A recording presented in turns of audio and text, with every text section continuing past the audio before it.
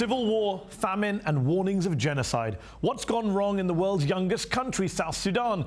2 years after it gained independence in 2011, a civil war erupted between supporters of the current president and the Sudan People's Liberation Movement and his former vice president. My guest today is the widow of John Garang, the founder of the SPLM, and is considered by many to be the mother of South Sudan.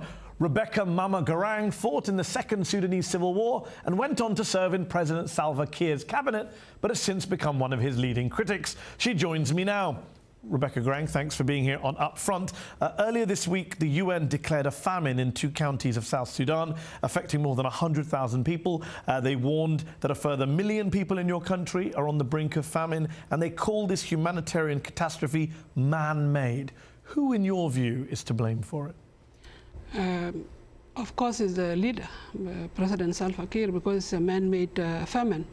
So anything being done good in the country or bad is always going to the president. So everything, I think, is with our President Salva Kiir Mayardit. He did not, or all of us, as the leaders of South Sudan, we did not lead our people properly. Even salaries of his officials are not being paid.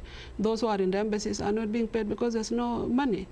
And the UN was saying that the estimate was 100,000. It is very little. The estimate is higher than that because there are those who are in the neighboring countries, in Uganda, in Kenya and Ethiopia. So you have a country where famine is looming for the entire country, millions of people potentially affected. And then you also have a country where the people are not just at risk of starvation. The UN Special Advisor on the Prevention of Genocide has warned that it's also a place where there is a potential for genocide. And you've agreed with the UN. You've said that, quote, a genocide is looming. You've said that 64 tribes in your country are at each other's throats. Yes. But who are the perpetrators of this genocide, and who will the victims of this genocide be if, God forbid, it happens?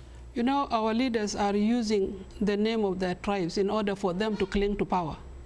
So President Salva, because he's from Dinka, he's using the name of Dinka. And his vice president, former vice president, Dr. Riek Machar, is a Nuer. So everything is attributed to Nuer. When they started, the crisis started in 2013. It was the elements in the government of Salva Kiir who are Dinka who killed Nuer. And then now, when the crisis of July 7th started, it is not only the Dinka Nuer, it has engulfed the whole South Sudan. So what is the solution to this violence? The ceasefire that was signed in August 2015 between President Salva Kiir and his former vice president, Riek Machar, it hasn't really held, has it? No. Even though there's 11,000, I believe, UN troops on the ground in South Sudan. So what do you do? Do you have a new peace process? Do you try recycling a ceasefire? Are you calling for some kind of foreign military intervention? We are calling for a dialogue where the whole people of South Sudan are brought on the table so that they discuss the issues concerning them, because their government is not doing anything.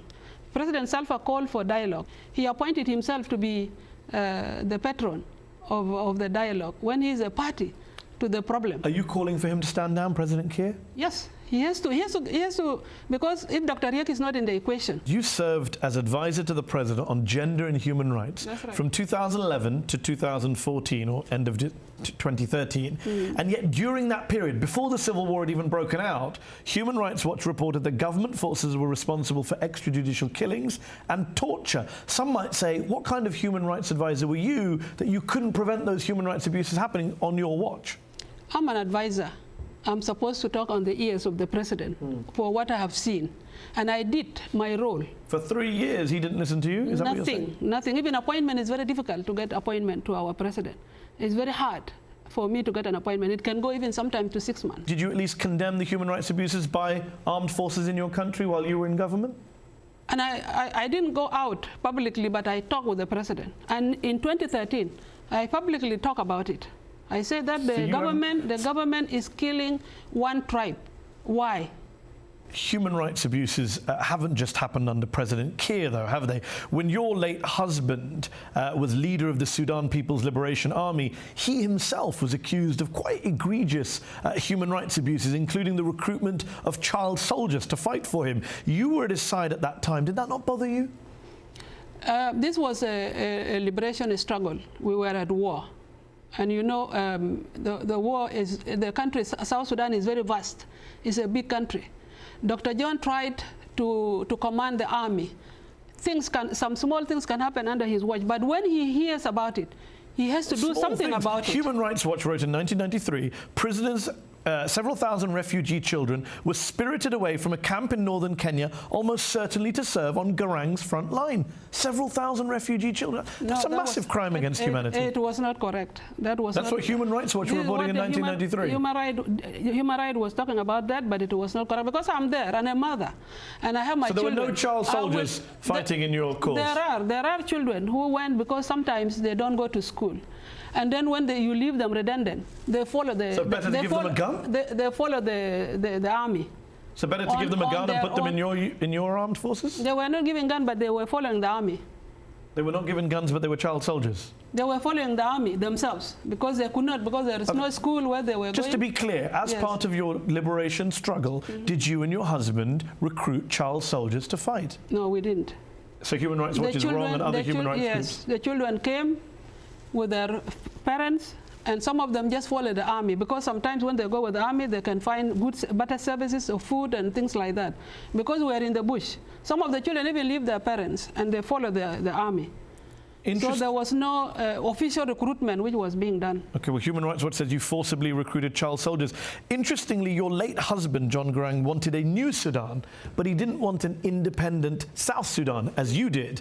But when you see what's happened in South Sudan since independence in 2011, do you have any regrets? Do you think maybe in hindsight he was right and you were wrong? In the situation where we are in, we listen, as politicians, we listen to the voice of our people. So now what happened is that, according to the agreement, South Sudan succeeded because they think that under a united Sudan, there was no justice. So they wanted to be alone. No, I understand why you did it, and I understand it had massive popular support. I think 98% of the people voted for it in a referendum. All I'm saying is, in hindsight, 6 years later, you've had civil war, you've had famine, you may, God forbid, have genocide. Do you stop and think, you know what, this whole South Sudanese project, independence, was a mistake? No, it happened. It happened to a new country. It's not unique. Not every new country goes through civil war, famine, and genocide. It's not unique in the situation of South Sudan. There's not many countries. It's not unique. And what happened is that this is why we wanted to correct this situation.